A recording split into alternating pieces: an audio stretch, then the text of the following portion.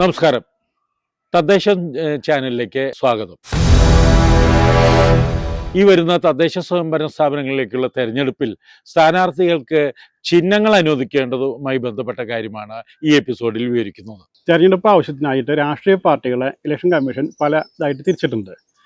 കേന്ദ്ര തെരഞ്ഞെടുപ്പ് കമ്മീഷൻ ദേശീയ പാർട്ടികളായിട്ട് അംഗീകരിച്ചിട്ടുള്ള രാഷ്ട്രീയ പാർട്ടികൾ, കേരളത്തിലെ സംസ്ഥാന പാർട്ടികളായിട്ട് കേന്ദ്ര ഇലക്ഷൻ കമ്മീഷൻ അംഗീകരിച്ചിട്ടുള്ള രാഷ്ട്രീയ പാർട്ടികൾ, മറ്റു സംസ്ഥാനങ്ങളിൽ സ്റ്റേറ്റ് പാർട്ടിയായിട്ട് കേന്ദ്ര ഇലക്ഷൻ കമ്മീഷൻ അംഗീകരിച്ച പാർട്ടികൾ, പിന്നെ രജിസ്റ്റർ ചെയ്ത അംഗീകാരമില്ലാത്ത രാഷ്ട്രീയ പാർട്ടികൾ. ആ പാർട്ടികൾക്ക് കേരളത്തിലെ നിയമസഭയിലോ ഏതെങ്കിലും തദ്ദേശ സ്വയംഭരണ സ്ഥാപനത്തിലോ അംഗങ്ങളുണ്ടെങ്കിൽ ആ പാർട്ടികൾ, പിന്നെ രജിസ്റ്റർ ചെയ്ത അംഗീകാരമില്ലാത്ത രാഷ്ട്രീയ പാർട്ടികൾ, അവർക്ക് കേരളത്തിൽ എവിടെയും തദ്ദേശ സ്വയംഭരണ സ്ഥാപനങ്ങളിൽ പോലും മെമ്പർമാരില്ലാത്ത ആ പാർട്ടികൾ. ഇങ്ങനെയാണ് രാഷ്ട്രീയ പാർട്ടികളുടെ തരംതിരിവ്. തിരഞ്ഞെടുപ്പ് ചിഹ്നങ്ങളെ മൂന്നായി തരംതിരിച്ചിരിക്കുന്നു. ഒന്ന് സംവരണ ചിഹ്നം, രണ്ട് അലോട്ട് ചെയ്ത ചിഹ്നം, മൂന്ന് സ്വതന്ത്ര ചിഹ്നം. ഇലക്ഷൻ കമ്മീഷൻ ഓഫ് ഇന്ത്യ ഒരു ദേശീയ പാർട്ടിക്കോ അല്ലെങ്കിൽ കേരളത്തിലെ സംസ്ഥാന പാർട്ടിക്കോ സംവരണം ചെയ്തിട്ടുള്ള ചിഹ്നങ്ങൾ, ഈ ചിഹ്നം അവർക്ക് മാത്രമേ ഉപയോഗിക്കാൻ കഴിയൂ. മറ്റു സംസ്ഥാനങ്ങളിലെ സംസ്ഥാന പാർട്ടികൾക്കും അംഗങ്ങളുള്ള എന്നാൽ രജിസ്റ്റർ ചെയ്ത അംഗീകാരമില്ലാത്ത പാർട്ടികൾക്കും അവരുടെ ആവശ്യാനുസരണം ചിഹ്നങ്ങൾ അനുവദിക്കുന്നതാണ്. സംവരണ ചിഹ്നമോ അലോട്ട് ചെയ്ത ചിഹ്നമോ അല്ലാത്ത അംഗങ്ങളില്ലാത്ത രജിസ്റ്റർ ചെയ്ത പാർട്ടികൾക്കും സ്വതന്ത്ര സ്ഥാനാർത്ഥികൾക്കും ആണ് നൽകുന്നത്. കേന്ദ്ര ഇലക്ഷൻ കമ്മീഷൻ ദേശീയ പാർട്ടികളായിട്ട് അംഗീകരിച്ച പാർട്ടികൾക്കും കേരളത്തിലെ സംസ്ഥാന പാർട്ടികളായിട്ട് അംഗീകരിച്ച പാർട്ടികൾക്കും അവർക്ക് കേന്ദ്ര ഇലക്ഷൻ കമ്മീഷൻ അനുവദിച്ചിട്ടുള്ള അതേ ചിഹ്നങ്ങൾ തന്നെ അനുവദിക്കേണ്ടതാണ്.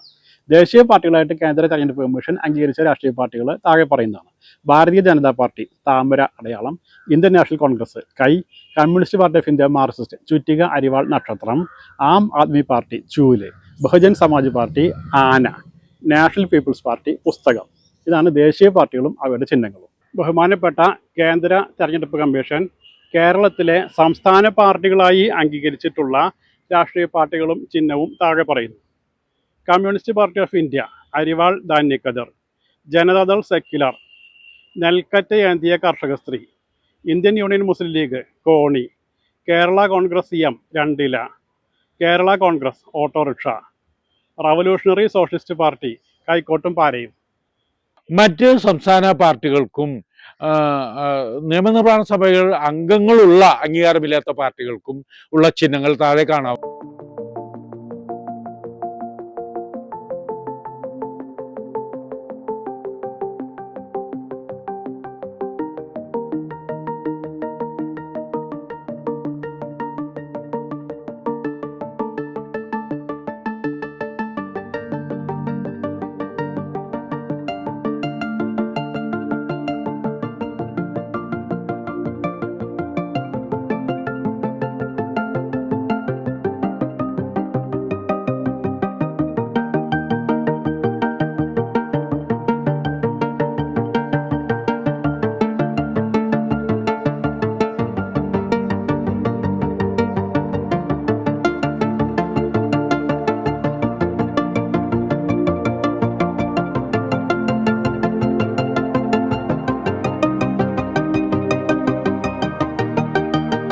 സംസ്ഥാനങ്ങളിലെ കേന്ദ്ര ഇലക്ഷൻ കമ്മീഷൻ സംസ്ഥാന പാർട്ടികൾ അംഗീകരിച്ച രാഷ്ട്രീയ പാർട്ടികൾക്ക് അവർ കേന്ദ്ര ഇലക്ഷൻ കമ്മീഷൻ അവർക്ക് നൽകിയിട്ടുള്ള ആ ചിഹ്നമുണ്ട്, ആ ചിഹ്നം തന്നെ അനുവദിക്കണം. ഇനി ആ ചിഹ്നം സംസ്ഥാന ഇലക്ഷൻ കമ്മീഷൻ്റെ കയ്യിൽ ലഭ്യമല്ലെങ്കിൽ ആ ചിഹ്നത്തിൻ്റെ ചിത്രം ഈ രാഷ്ട്രീയ പാർട്ടി ഇലക്ഷൻ കമ്മീഷന് കൊടുക്കേണ്ടതാണ്. പിന്നെ അംഗീകാരം ഇല്ലാത്ത രാഷ്ട്രീയ പാർട്ടികൾ, കേരളത്തിലെ നിയമസഭയിലോ തദ്ദേശ സ്വയംഭരണ സ്ഥാപനങ്ങളിലെ അംഗങ്ങളുള്ള അങ്ങനെയുള്ള രാഷ്ട്രീയ പാർട്ടികൾക്ക് അവരാവശ്യപ്പെടുന്ന ചിഹ്നം കഴിയുന്നിടത്തോളം അനുവദിക്കണം എന്നാണ് അതിൻ്റെ നിബന്ധന. അംഗങ്ങളില്ലാത്തതും അംഗീകാരമില്ലാത്തതുമായ പാർട്ടികൾക്ക് നൽകുന്ന മുൻഗണനാ ചിഹ്നങ്ങൾ പട്ടിക 4-ൽ കാണാവുന്നതാണ്.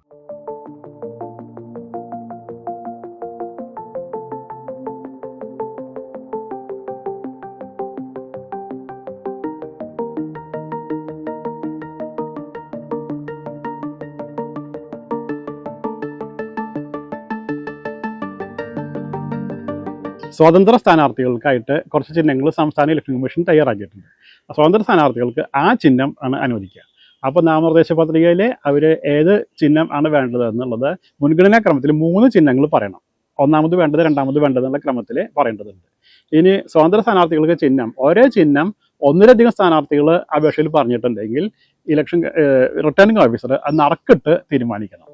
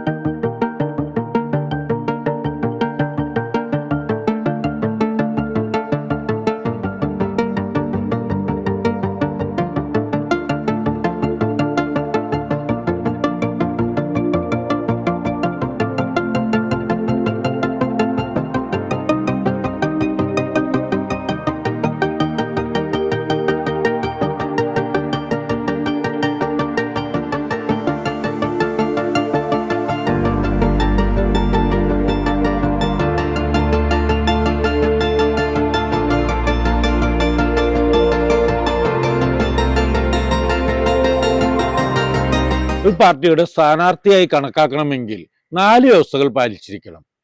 ഒന്ന്, നോമിനേഷൻ പേപ്പറിൽ പാർട്ടിയുടെ പേര് രേഖപ്പെടുത്തുകയും ആ ചിഹ്നം തിരഞ്ഞെടുക്കുകയും ചെയ്തിരിക്കണം.